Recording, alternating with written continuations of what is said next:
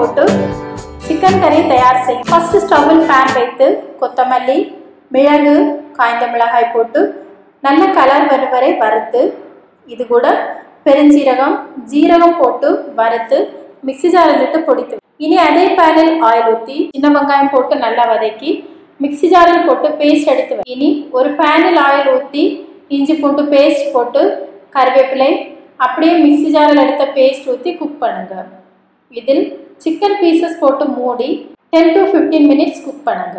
அடுத்து ஓப்பன் பண்ணி உப்பு டேஸ்ட் செக் செய்து இதில் தேங்காய் பால் கொஞ்சம் ஊற்றி கொத்தமல்லி இலை போட்டு குக் பண்ணுங்க. நல்லா குக் ஆனதும் சப்பாத்தி கூட ரைஸ் கூட வச்சு டேஸ்ட் பண்ணுங்க. வெரி டேஸ்டி சின்ன வெங்காயம் சிக்கன் கறி ரெடி.